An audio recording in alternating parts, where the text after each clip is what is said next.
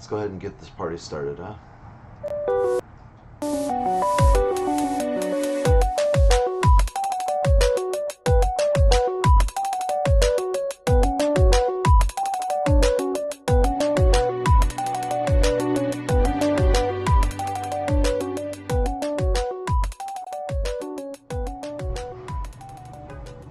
Alright guys, welcome to the channel today. Let's go and get this music started right now.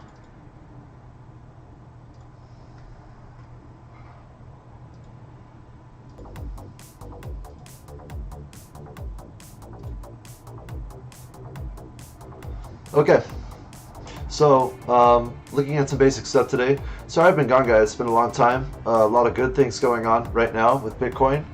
One of the things I'm doing, I'm just super busy with the Logitech G Challenge. I'm a racer, it's what I do. I also do some music now and again. Currently doing extremely well. In this competition I am in 10th place over in the kind of overflow bracket, which means that if I make the next race and do well in the race after that, I could win some cash. Life is good. It's one of my hobbies, so it is what it is. It'd be nice to be a pro gamer though. Hey. Moving on. Let's turn that down just a little bit. Alright, so moving on. Bitcoin price down a little bit today. Not too much, still over 60,000. We hit an all-time high recently of around 69 grand. Ethereum down. Basically everything's down except for Solana right now. Not much to speak of here. Bitcoin and Ethereum are the big movements rocking the boat or not right now. So if those go up, everything tends to go up. If they go down, all boats tend to lower. So that's what's going on. Let's look at the actual chart for Bitcoin right now. Short term, we're down a little bit. This movement here, that was a whale movement, and we're going to talk about that in a minute and why that happens, or at least why I believe that's happening. And just zooming out, we're looking really good. This is the big movement a few days ago.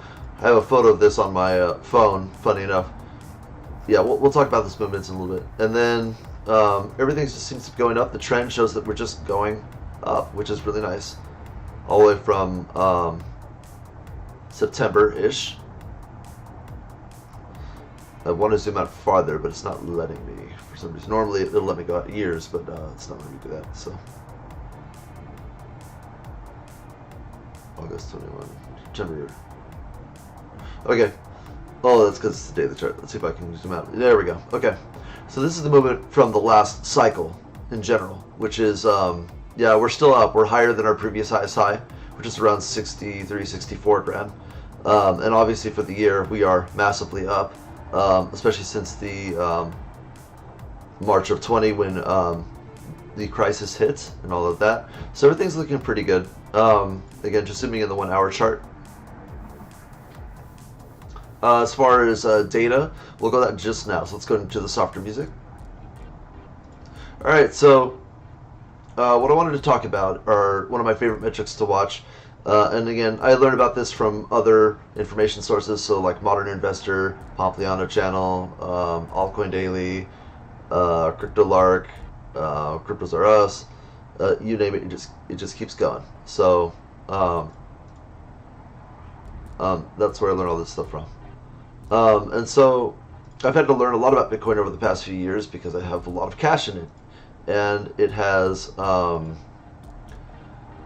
blossomed amazingly well in this market. And so today what I wanted to talk about are some of the double-edged swords in Bitcoin. Specifically, we're going to talk about whales, what a whale is and why it matters to this market. And the other one is going to be ETFs and what I think about the ETF markets and why they may be good or bad for what's going on. So the good news, bad news of it, in my opinion, is that a lot of us who've been in the market since, say, 2017, 2013, have front-run a lot of this institutional investment. Yay, right? Where is it? There we go. So the different levels of Bitcoin holder, and there are different versions of this chart, but a lot of them still hold true. You know, and this, there are like 3 or 4 or 5 different versions of this kind of chart. So there's shrimp, anyone below a Bitcoin, crab, Bitcoin and above, octopus 10 and above, fish 50 and above, dolphin 100 to 500. Wow. It is not liking this at all. I wonder if my hard drive is on the fritz for some reason.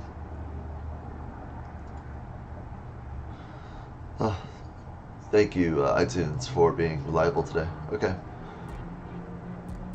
There we go. That was weird. I was like, wow, it's having a moment over there. Okay. Fish, 50 to 100 Bitcoin. Dolphin, 100 and up. Shark, 500 and up. Whale, key number here, 1,000 and up. If we do some quick math here with my phone.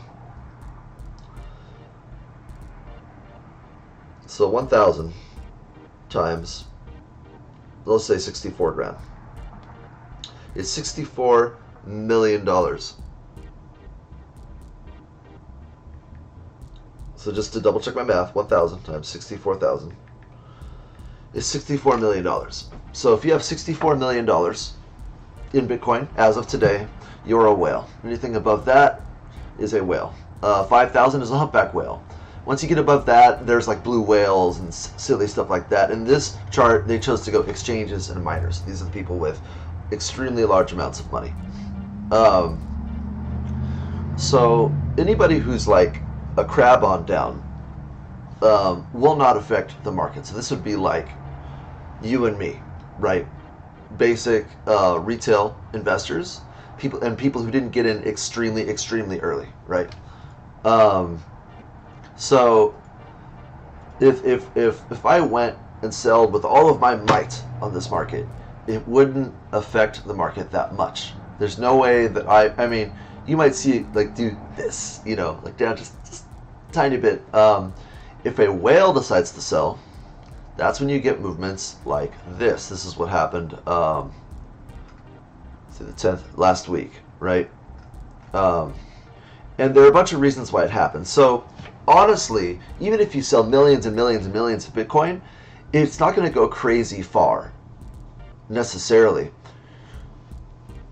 What a lot of the new institutions have that you and I don't is they have people 24/7 analyzing the price and why the price movement is happening. So they may understand how much leverage may be in the market. So people betting on margin, essentially. They may understand what the futures markets are doing all the time. They may understand what everything is going on all the time. And so what happens is that if I know, again, like I'm like a sketchy company or human being. If I know, for example, that I could essentially get free Bitcoin off the market by liquidating people, I may do that because that is pretty much cheap or free Bitcoin for me that I can get. And the way I would do that is I go, well, if we sold, I don't know, such and such million of Bitcoin in a day, or even put the sell order on a site where that's called spoofing. It's a form of manipulation. And I know I can bring the price down by just a couple percentage. I know that it will trigger liquidations at a level where we noticed people were betting on leverage, right? So at that point, what happens is that, so they knock the price down, it liquidates people, and it goes even lower, where there may be even more people betting on leverage. So it's like maybe someone put leverage at 60,000, maybe someone put it at 55, maybe someone put it at 50, right? And these are called longs, essentially. So they're like, I believe that Bitcoin's going to go up for this such and such amount of time. Bam, I'm going to put, you know, $5 on it, and I want to use a certain amount of leverage. So from the exchange, I'll put, you know, 0.5%, 1%, 20% leverage.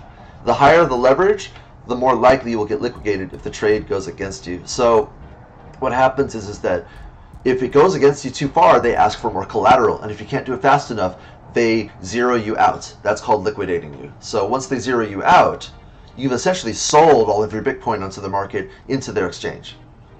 So you give, the exchange gets money, and there's Bitcoin on the market. That drives the price down even further. So what happens is, if you have a bunch of people in a wide spectrum that are all betting on leverage, then the price will get knocked down really far. And that's why it went from, where was this, 60, yeah, around 69 all the way down, and it bounced off of like 62. It's because people were starting to put leveraged longs onto the market. And then someone sold, or what can also happen is an exchange will go down. If an exchange goes down, It's strange. It didn't used to happen this way. If the exchanges went down, Bitcoin would just hover in the same price point. That's what happened in around 2016, 17, 18, right? But ever since the large players have been in the market, they dump onto the exchanges that are down. So what happens is that the exchanges can't. Them being up kind of prevents more market panic, as well as a more stable way to sell, which means the price won't dump. But when they go down, these days it drops like an elevator. Bam! Like that. So again, leveraged longs and exchanges going down are the main reason the market goes down. Now, this is 100% speculation what I'm saying right now. Is that oftentimes these are targeted by various groups in order to make these things happen, like a flash crash or something like that. Like, we know that if we put just a little bit more pressure on Coinbase, it'll go down and we can buy cheap Bitcoin. Or I know, whereas the leveraged longs, that's actual data that they may be able to find and take advantage of. So it is what it is. Now, the double-edged sword part, the good news, bad news of it is, when you get rid of leverage in the market, it means that the price that Bitcoin or any asset is currently at is more stable because there's no trap door that can be opened. So when we have flush outs like that, or even like the other day, when people are liquidated out of the market, then the price that we bounce off of, so like 62, 63, right?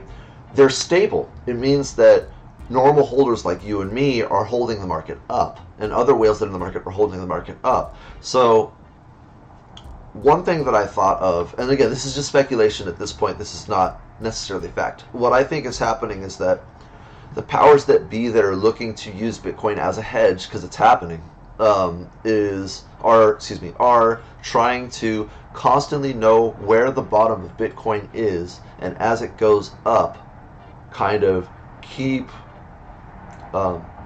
level the progress of the price appreciation upwards. That's what I think is happening. Now, how long this can happen through the bull market? Well, there are two ways to correct. So when we have a flush out like this, that is a sharp correction, right?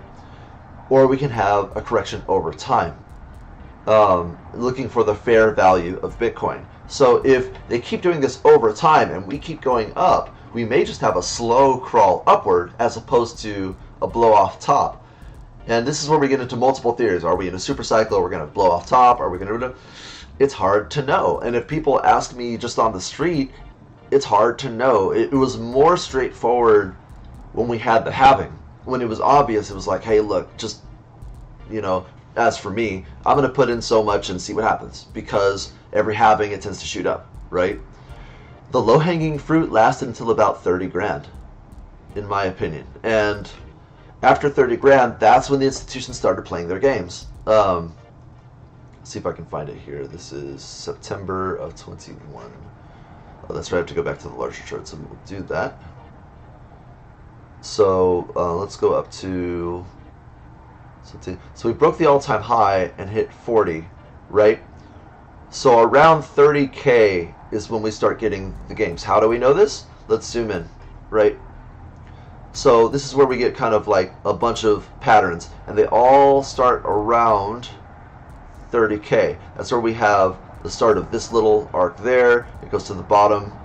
Even like this descending wedge here stops at around 29. So again, around 30K, and then starts going up. So this was like a massive long-term retest of the 30K level, which says to me that a lot of institutions, a lot of people kind of stirring the pot got in around 30K. Anybody who got in before that, it was a much more natural market cycle where it's just, see, look at this. So let's pretend like after 30K doesn't even exist, right?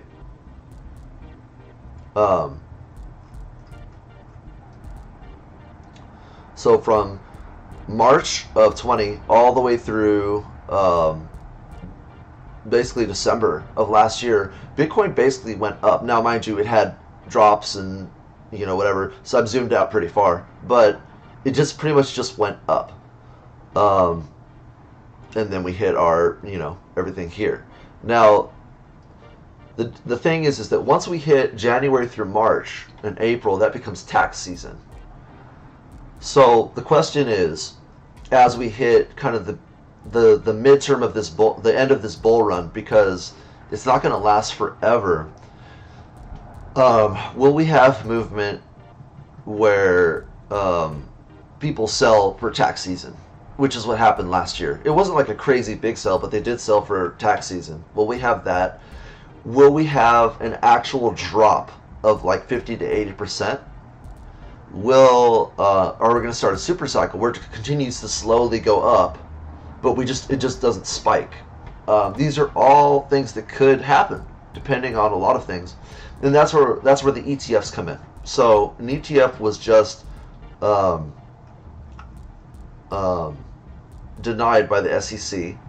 I believe it was VanEck. I could be wrong, but they approved their futures. So the thing is, again, the word futures leaves a bad taste in Bitcoin holders' mouths. Why? Because futures were the reason why the market went down in 2018. Why do futures affect Bitcoin so much? Because it's not even so much what physical traders do or what buyers and sellers do, or like retail like you and me, or like investment bankers or anything. It's not necessarily one single person. What happens is that a lot of our market is traded using machines. This includes stocks and all that. So we have these electronic machines, and they're looking for news. They're looking for this. They're looking for that. And then you have people who are like actually on their computers watching for things happening, 16, 18 hours a day, something like that. So the problem with futures is two things. There are very few physically settled futures, which means that whatever put, call, or bet you make on a futures market, very few of them are settled in Bitcoin, which means that every time the market ends, the price goes down because it's sold into US dollars, right?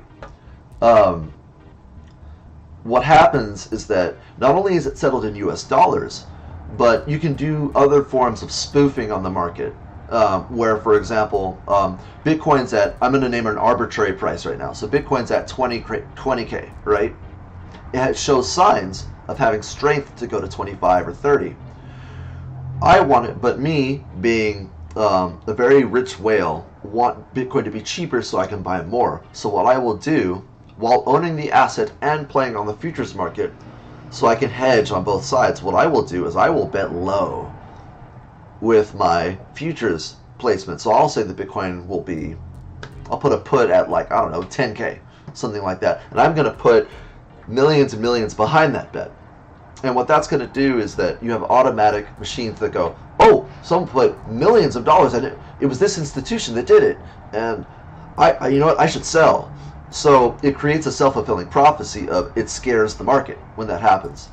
Now, what can happen is that the current futures, which are the Bitcoin ETF futures, there's so much money and there's so many dates involved with it that there's a chance that even if they're selling, maybe as many people are buying, so it cycles through. So there isn't necessarily like some mandatory drop in price every single time. But again, futures leave a bad taste in Bitcoin holders' mouths because of 2018, when we went from 19 to 6K, and then they released there was a hard fork and went down to 3K, right? So we don't like it, basically. We want an ETF spot. We want a spot ETF for Bitcoin because it would allow institutions to more easily funnel large amounts of money into Bitcoin. So this leads to, it sounds straightforward. So why is Gary Gensler and the SEC blocking the Bitcoin ETF? Your guess is as good as mine. What they're saying is they're trying to protect consumers. And their reasoning is that exchanges don't properly monitor all the players in the market. So we're talking like Binance and certain other companies like that.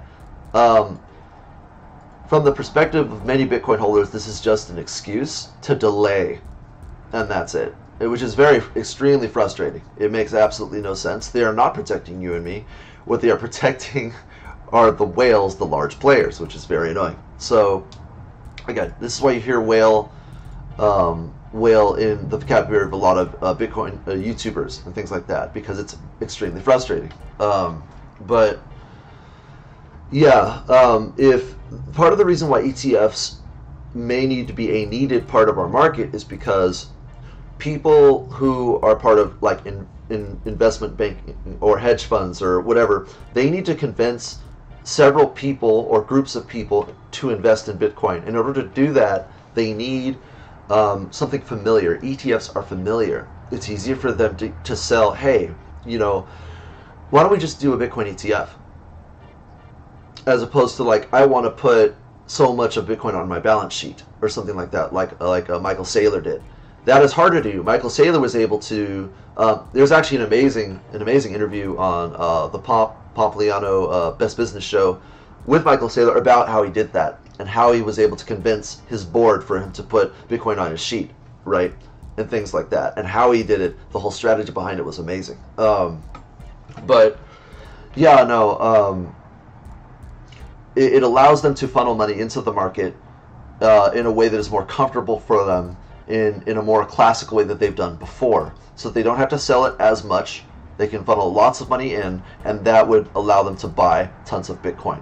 What's interesting to see is if Grayscale will be able to convert their fund into an ETF, a spot ETF specifically. If that happens, that would be amazing. That would also make the market go up. They've already been one of the driving forces behind the market going up. And we'll see. There was an ETF that came out that wants to bet against Bitcoin, which I'm like, I hope they better not approve that because that would be insane. But if they really want to protect the consumer, we'll see what happens. It's very interesting. Again, as far as the strength of Bitcoin, one of the metrics I like to watch is reserves on exchanges.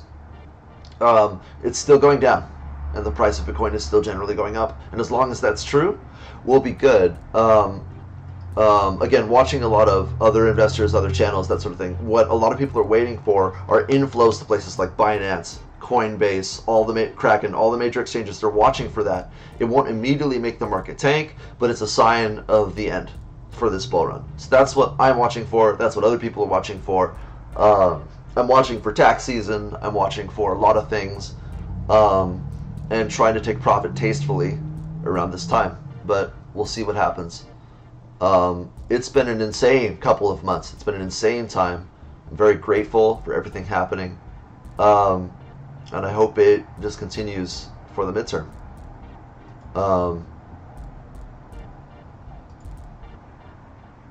Yeah, try to see if there's any chat. No? Okay. Anyway, guys, I hope you have a wonderful week, wonderful month, wonderful anything that's going on right now. I'm just kind of making videos whenever. This is my first one in a long time. Sorry it took so long. And other than that, see you next time. Bye-bye.